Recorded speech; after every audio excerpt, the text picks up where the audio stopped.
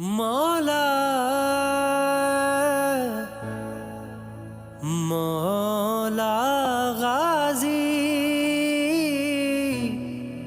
باوفا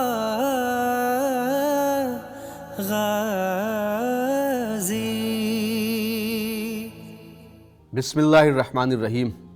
ناظرین سلام علیکم، میں ہوں غلام عباس، آپ کی خدمت میں حاضر ہوں۔ سب سے پہلے آپ تمام مومنین کو ولادت حضرت عباس کی بہت بہت مبارکباد پیش کرتا ہوں۔ ناظرین، جس طرح حضرت زکریا علیہ السلام کی دعا اور تمنا سے حضرت یحییٰ علیہ السلام پیدا ہوئے، حضرت فاطمہ بنت اسد کی دعاؤں سے حضرت علی علیہ السلام کی ولادت ہوئی، اسی طرح حضرت علی علیہ السلام کی دعا اور تمنا سے ابو الفضل عباس کی ولادت ہوئی۔ آپ کی ولادت 4 شعبان سن 26 ہجری کو مدینہ منورہ میں ہوئی۔ حضرت علی جو رسول اللہ صلی اللہ علیہ وآلہ وسلم کے ذریعے واقعہ کربلا سے واقف تھے، آپ نے اپنے بھائی عقیل سے فرمایا، میری یہ خواہش ہے کہ میں کسی ایسی خاتون سے عقد کروں جس کی رگوں میں بہادروں اور شجاع خاندان کا خون دوڑتا ہو، تاکہ اس سے مجھے جو اولاد ہو وہ شجاع اور بہادر ہو، جو کربلا میں میرے حسین کی نصرت کرے۔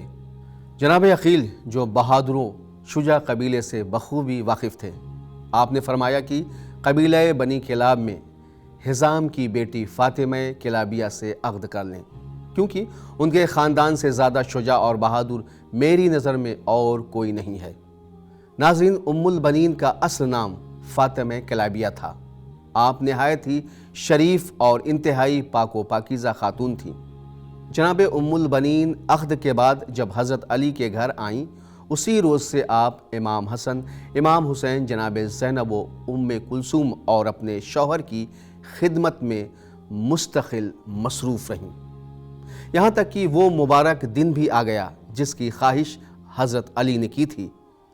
آپ کے عقد کو محض 1 سال ہی گزرا تھا کہ جناب ام البنین کی آغوش میں ایک چاند سا بچہ آیا، یا یوں کہیں کہ یہ وہ بیٹا تھا جو علی علیہ السلام کی دعاؤں کا نتیجہ تھا۔ حضرت علی نے یہ خبر پاتے ہی اپنی پیشانی سجدہ خالق میں رکھ دی اور خدا کا شکر ادا کیا۔ آپ نے اس بچے کا نام عباس رکھا۔ جس طرح حضرت علی علیہ السلام کی جب ولادت ہوئی تو آپ نے اس وقت تک اپنی آنکھ نہ کھولی جب تک پیغمبر اسلام تشریف نہ لائے۔ جب آپ کو پیغمبر اسلام نے اپنی آغوش میں لیا تب آپ نے اپنی آنکھیں کھولیں اور پہلی نظر چہرہ رسالت پر ڈالی۔ اسی طرح جب حضرت عباس علیہ السلام کی ولادت ہوئی تو آپ نے آنکھیں نہ کھولیں۔ مادر حضرت عباس یہ دیکھ کر بے حد فکر مند ہوئیں کہ پیدائش کے وقت سے لے کے ابھی تک بچے نے اپنی آنکھیں نہیں کھولی ہیں۔ جب امام حسین اسلام کو یہ خبر ملی اور آپ تشریف لائے اور آپ نے اپنے بھائی کو اپنی آغوش امامت میں اٹھایا اور جیسے ہی حضرت عباس کے کان میں اذان و اقامت کہی تو آپ نے امامت کی گرمی کو محسوس کر کے فوراً آنکھیں کھول دیں اور سب سے پہلے اپنے آقا کے چہرے کی زیارت کی۔ ناظرین، حضرت عباس بچپن سے ہی شمشیر زنی سے کمال حرب و ضرب میں مہارت اپنے بابا حضرت علی ابن ابی طالب سے حاصل کی، اور آپ نے محض 11 سال کی عمر میں جنگ صفین میں اپنی شجاعت کا پرچم بلند کیا۔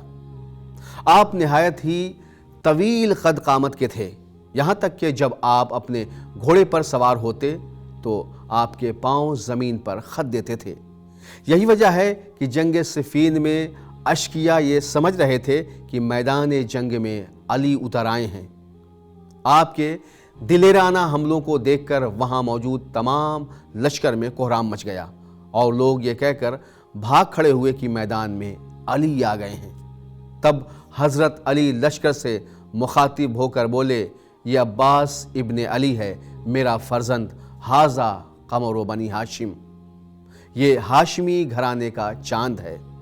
حضرت عباس کو علی علیہ السلام نے قمر بنی ہاشم اس لیے کہا کیونکہ جب آپ مدینے کی گلیوں سے گزرتے تو تمام مدینے والے آپ کو دیکھتے رہ جاتے۔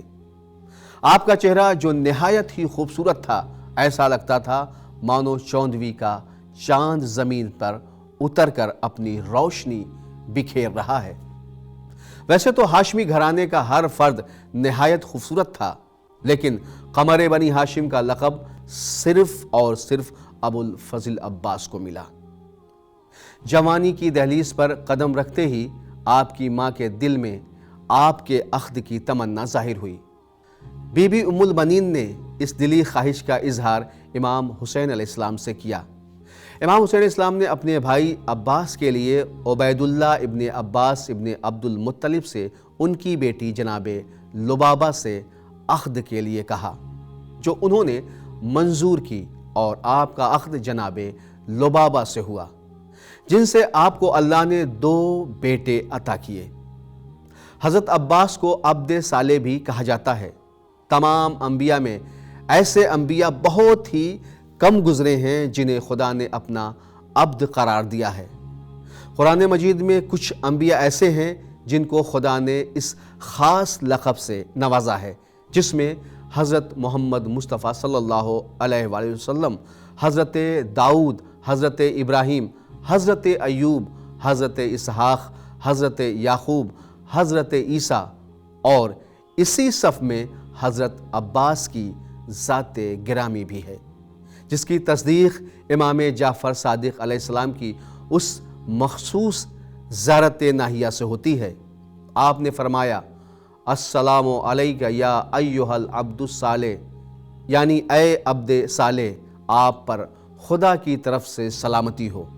میرا سلام ہو سخائے سکینہ، تمنائے مشکل کشا، فرزند فاطمہ زہرا، قمر بنی ہاشم حضرت عباس علمدار پر، جو آج بھی زمانے میں وفا کے نام سے جانے جاتے ہیں۔ وفا کا دوسرا نام اگر ہے تو وہ عباس ہے۔ ناظرین، وقت کی کمی کی وجہ سے آج کے موضوع کو بس یہیں پہ ہم ختم کرتے ہیں، اور انشاءاللہ یہ اس بات سے ہم امید کرتے ہیں کہ جناب عباس کی زندگی سے جو باتیں بھی ہم نے سنی ہیں ہم اس پہ عمل کریں گے۔ ناظرین، ایک بار پھر سے میں اپنے تمام ویور کو ولادت حضرت عباس علیہ السلام کی پھر سے بہت بہت مبارکباد دینا چاہتا ہوں، اس امید کے ساتھ کہ آپ کو ہمارا یہ ایپیسوڈ پسند آیا ہوگا۔ وَلِلَّهِ الْحَمْدُ وَالشُّكْرُ أَوَّلًا وَآخِرًا۔ خدا حافظ۔